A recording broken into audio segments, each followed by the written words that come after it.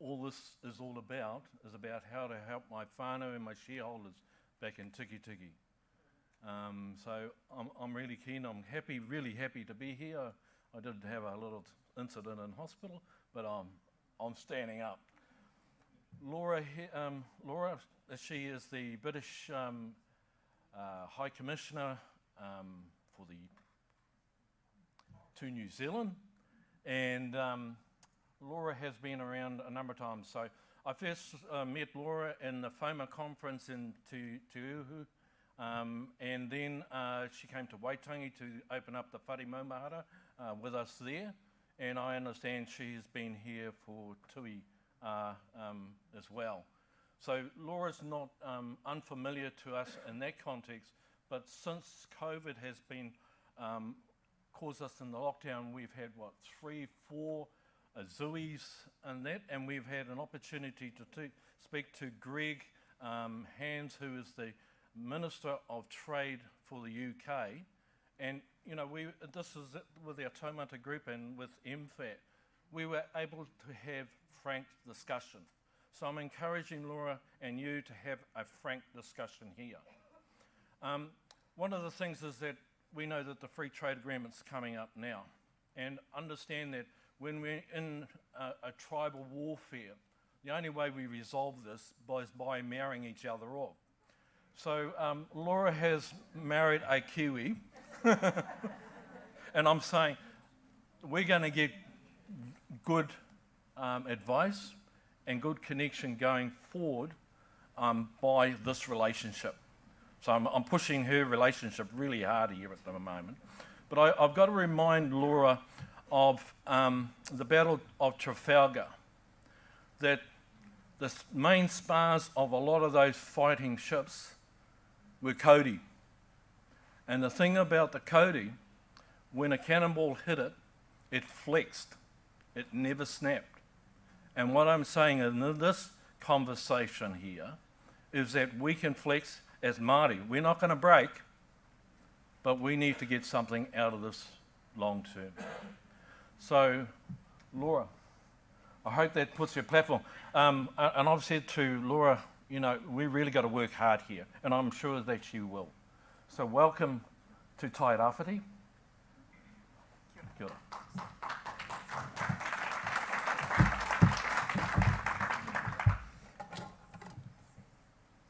I ngā mate huhua noa, rātau kua whetū rangatia. Haere, haere, haere, kia tua o te ārai. Rātau kia rātau, tātau kia tātau. Kia koutou te hunga ora, te hunga korokiori. Tēnā koutou katoa. Ngāti one, tēnā koutou. Ngāti parau whānui, tono tēnā koutou. Ronga whakāta, tēnā koutou. Te aitanga a māhiki, tēnā koutou. Nai tāmunu hiri, tēnā koutou. I ngā raurangatira mā, e hua mā, e kare mā, e hika mā. Tēnā koutou, tēnā tātou katoa. Well, kia ora koutou, and it's such a pleasure to be here today, and always such a pleasure to be back here in Te Tairawhiti, in Turanganui-a-Kiwa, and amongst so many familiar faces and friends. And I want to start by acknowledging Te Taumata and Chair Chris Inslee and Board, tēnā koutou, and thank you very much for bringing us all together today.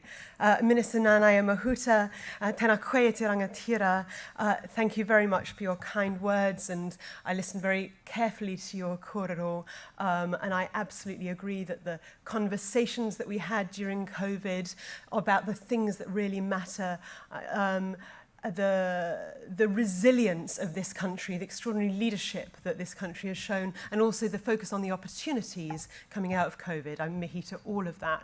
And some of the themes from your speech, I think I will pick up in mine, which I suppose is yet more evidence of the fact that despite the UK and New Zealand are on opposite ends of the world, we share a very similar outlook on life and share very many of the same values. So it is such a privilege to be at this event amongst so many leaders, thought leaders, and with such a vast wealth of knowledge. And I'm really looking forward to hearing the korero throughout today. And Standing here, being back here in Turangiuiakiwa, I reflect on our visit last October as New Zealand marked 250 years since the first encounters between Captain Cook and the crew of the Endeavour and Maori of Aotearoa, New Zealand. And when I was here addressing the past and acknowledging the pain of those first encounters, which did not go as anyone would have wished it, I also looked ahead and expressed the UK's deep and genuine desire to do more in the future, together with Te Ao Maori Whānui, government to government, business to business, people to people. And of course, developing the UK, New Zealand and UK Maori trade relationship is a really important part of that work. So I'm really excited to be here today. And it's, I think, particularly exciting to be here with you all today, kanohi to kanohi, as opposed to in a zui. Now, of course, there are real benefits to remote working and zuis, not least the fact that you can wear your slippers basically all the time. And also, I found the extra state of alert that I had from knowing that at any moment my tamariki might come in and demand a biscuit or some form of conflict resolution. But it's really nice, and quite seriously, it's a genuine privilege to be back out in the real world, meeting in person like this. And it's a privilege that I don't underestimate. We're in a hugely fortunate and enviable position here in New Zealand compared to my home, compared to many countries who are still facing or yet to face the most acute public health impacts of the COVID-19 pandemic. And so again, I'd like to acknowledge the leadership of the New Zealand government in getting us all to this very fortunate place. Though, of course, even though life feels like normal, and we're all behaving like normal, we're all of us, of course, only too aware of the global storms that are gathering in terms of the health, economic and geopolitical impacts of COVID. And these, of course, are storms from which none of us in this globalized world will be immune.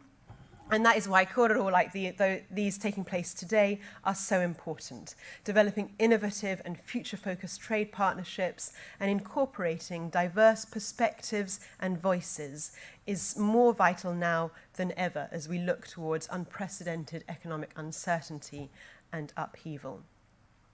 The COVID-19 pandemic has made abundantly clear the importance of recognizing shared values and cooperation and working together for the common good. That's, of course, particularly clear in the field of science, which always depends on international cooperation. And I was really delighted to see this morning very positive news out of the University of Oxford, where they've a vaccine that has, of course, it's not there yet, but it does well in terms of the immune response that it triggers and in terms of safety. So that science cooperation, none of that is ever done by one country alone. It's always an international effort. So that cooperation is so important across the board. And it reminds me of one of the first whakatauki that I ever learnt when I first started learning te reo, in which I probably overuse, but nā ko te roro, nā te roro ka ora ai te iwi. With my basket and your basket, the people will prosper. And I think that whakatauki is, of course, the essence of the spirit of cooperation, the essence of trade. The more trade there is within and between countries, the better it is for everyone. Trade is good not just because it builds prosperity, reduces poverty, and not just because it fosters innovation and technological and social advances, but also because of the connections it fosters. And in a post-COVID world, building strong, sustainable connections is vital. This has been clear to Maori, of course, from the year dot. Maori, as of course you know much better than I, have a long history in international trade and have always been innovative and outward focused, learning from others, sharing your knowledge and nourishing your whānau and whenua through trade partnerships. In the old days, this included supplying Australian Pacific markets with goods using Maori ships and flour mills. Fast forward to today, and Maori have diversified across the board, in the primary sector, of course, but also tourism, finance, the digital space, to name a few, and all while staying rooted in values of manaakitanga, kaitiakitanga, and rangatiratanga. And here in the UK, we take inspiration from those values, but we also resonate with them, we share them. We understand the shared kaitiakitanga responsibilities and the importance of guardianship. And we want to work with Maori to deepen our understanding of whanaungatanga and how we protect future generations from climate change impacts with the policies that we are establishing now. Taking action against climate change is one of the UK's top priorities, and the UK is campaigning to ensure that the recovery from COVID-19 also prioritises climate action, building a better environment and better future for our mokopuna. That's going to be a key focus of our presidency of COP, the big UN climate change conference, which will take place next year, and a big focus of all our engagement and all our investment in research and development and business. And I think, we learned a lot from COVID, but one of the things that it showed us is quite how fast we can move at governmental, business and individual level to change our policies at pace, to change our behaviours to respond to a threat. Now, if we can do that in the face of a global pandemic, we can do it to tackle climate change too. And as we're all borrowing massively against our children's futures, investing massively in our economies, it's incumbent on all of us to make sure we're doing that and setting our countries on a clean growth trajectory. And so in the UK, we call that Build Back Better, I think, because we all quite like alliteration in the UK. But part of that effort to build back better is, of course, how we do trade. We need green, sustainable trade policies. And the COVID crisis has really demonstrated, just in case we didn't already know it, just how vital the flow of goods through our international supply chains is. But despite that, there is a danger that at times of immense stress, countries retreat back into themselves and put up barriers. We see that happening in places around the world, and we need to resist it. So we fully support the leadership shown by New Zealand with its New Zealand trade recovery strategy and with the various other COVID-related supply chain initiatives. And that brings me to the recent launch of our UK-New Zealand Free Trade Agreement negotiations with round one currently underway. This, of course, follows the UK exiting the EU and is key to the UK's ambitions to diversify our relationships across the globe, and particularly in the Asia-Pacific region. I mean, it's probably worth a quick sidetrack here about what Brexit means for the UK's position in the world, what the EU exit means for the UK's position in the world, because there were some that saw it as the UK putting up barriers, turning in on itself. But actually, and there were some, of course, who had that motivation, but what we have in the UK government and what we have in our policies is a focus on EU exit as a means of being even more global, refreshing our relationships with long-standing friends across the world, increasing our relationships in Asia Pacific and in other regions. And that sense that actually we want to have our own trade policy, we want to have our own immigration policy, we want to have our final court of appeal in our country. So really it's a desire to be yet more global rather than less global. And the UK-New Zealand Free Trade Agreement, one of the very first bilateral trade agreements that we're doing post-EU exit, has been a big focus for some time.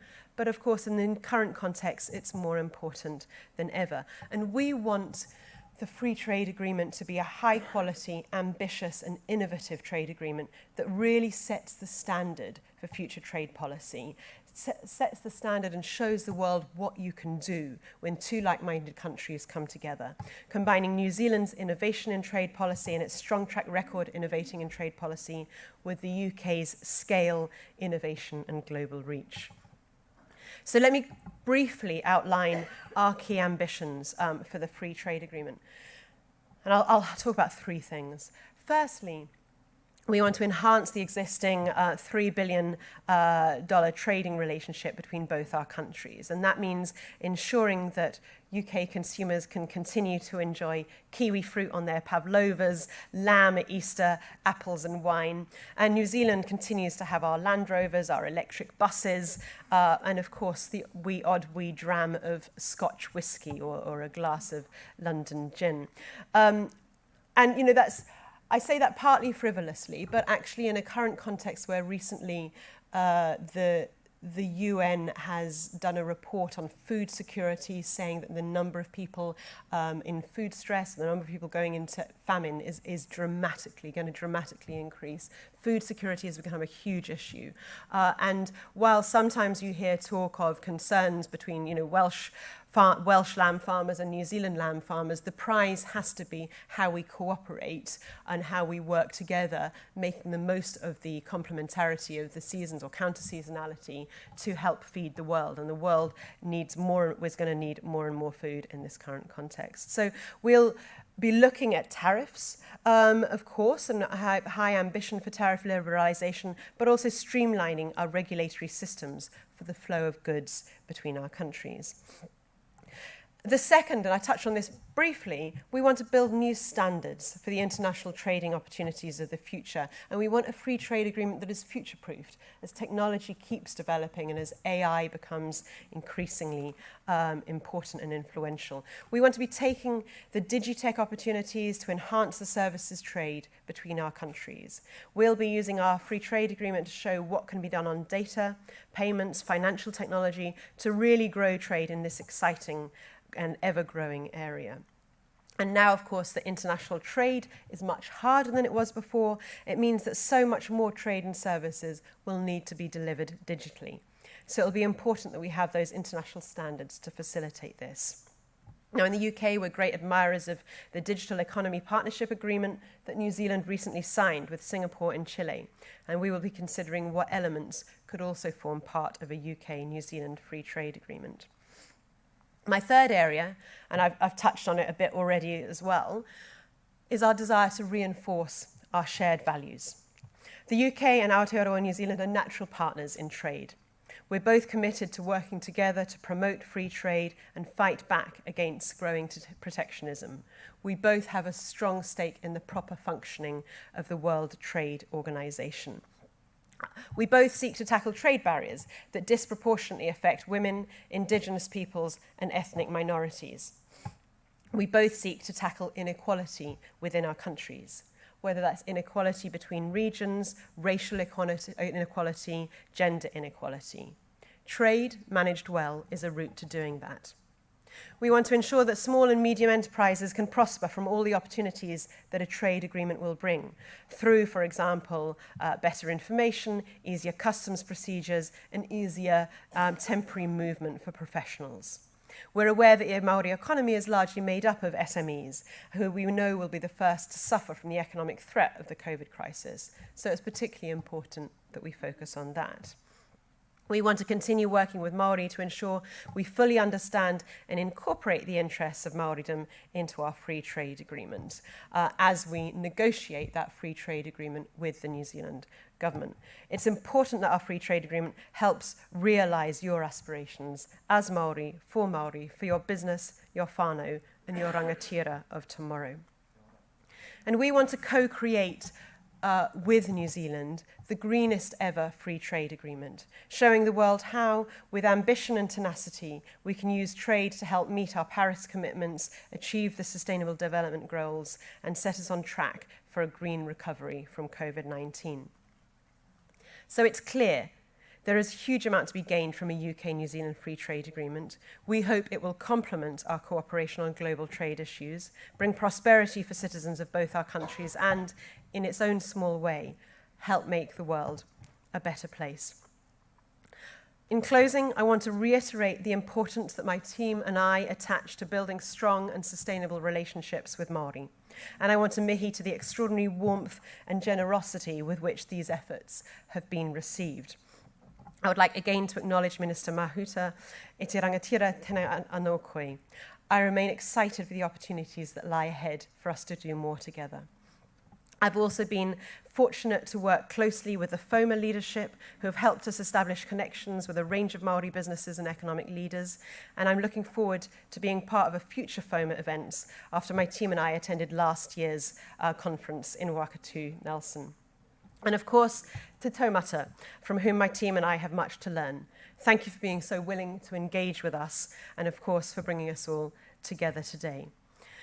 We're excited to see the future of your partnership with the New Zealand government and look forward to continuing to work alongside you in common interests and aspiration.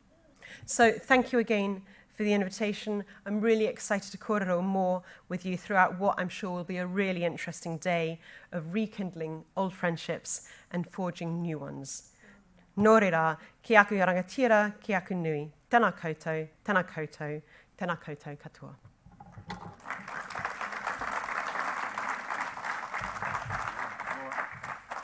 You want questions? Don't mind, you're happy to. You want to take 2 questions? Okay. Can we have we got some questions for Laura? I'm a Keelan from here, you said green, sustainable trade. What is that? And food security. What is that? So green sustainable trade is about looking at how we can use our trade agreement to support the trade in environmental goods, for example, to look at what we can do to really encourage innovation in green technology, and there's a whole range of things, and of course that's all subject to discussion, but there's a big bucket of issues that you can look at related to the Paris Agreement, related to how we invest and work together on technology and green investment in green technology, and really make sure that what we're doing is using a trade agreement to support trade in environmental goods. So that's the one. And food security, I suppose, that's just an acknowledgement that the world, the economic impacts of COVID are such that the world is going to be facing extreme hunger events around the world, and a recent UN report on food security said that 9% of the population is likely to be facing hunger in the near future as a result of COVID, and of course that's going to be exacerbated by the fact that countries have less to contribute to humanitarian aid. And so I suppose, what we will want to be doing, and of course it will be a small contribution, is just looking at how the UK and New Zealand together, using the counter-seasonality of our agricultural sectors, how we can work together to export food into other markets and ensure that the global supply of food is still working. And the Minister spoke very eloquently about New Zealand's reputation as a very trusted exporter of food. So it's how we keep food moving around the world, and that will also, of course, beyond the trade space, move into how we work with our humanitarian effort and how we work collectively to see off famines that might be threatening. We've got a question over here. All the questions must be on that side. Andrew. John. Kia ora, thank you very much. I got a couple of questions. When you talked about shared values, so thinking about that from wharaponga, where does Britain see the role of the Treaty of Waitangi, and who, in terms of the negotiating party with Britain on behalf of the New Zealand government, how much Māori are participating in those negotiations of the agreement? Otherwise, I'm not really sure how my interests in wharaponga will be well looked after. Kia ora.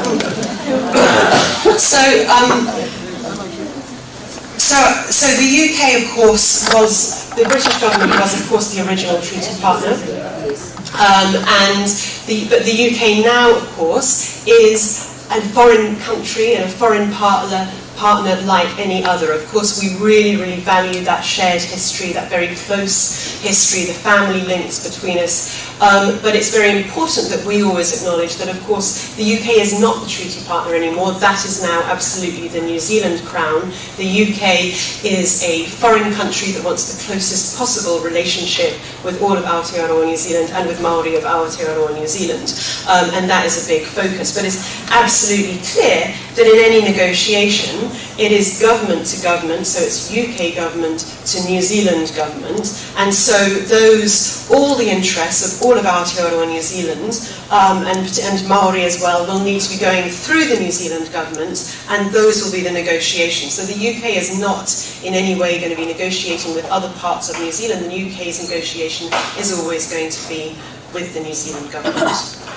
But it's important for us as that we're constantly building our understanding of the whole of the New Zealand economy, understanding the aspirations that we can then inform our negotiations, inform that understanding, and inform the conversations that we are having. Hi Commissioner Laura, I really want to say I'm truly encouraged by listening to you and share your thinking with us all here in Gisborne around your hopes for the pending agreement FTA discussions that are laying out in front of us. I truly am encouraged. I think you're right. There are so much that we have in common. The questions that are being asked around climate change, big issues. Some of our whānau couldn't get here today because the roads up in Clarke Bay were washed out. And we're all very clear that that's a direct result of climate change. I know the United Kingdom has an enormous amount of knowledge. In fact, a lot of the things that are now embedded into New Zealand policy around the cap and trade system, a lot of that kind of thinking I know came from the UK around putting a price on carbon. So there's a whole lot of things that I'm really encouraged around what you just said, the opportunity to be talking together and embedding the views of Maori into their trade negotiation with the United Kingdom. So on behalf of everyone, Laura, a warm thank you for making the time to come and be with us today here in Gisborne. And we thank you.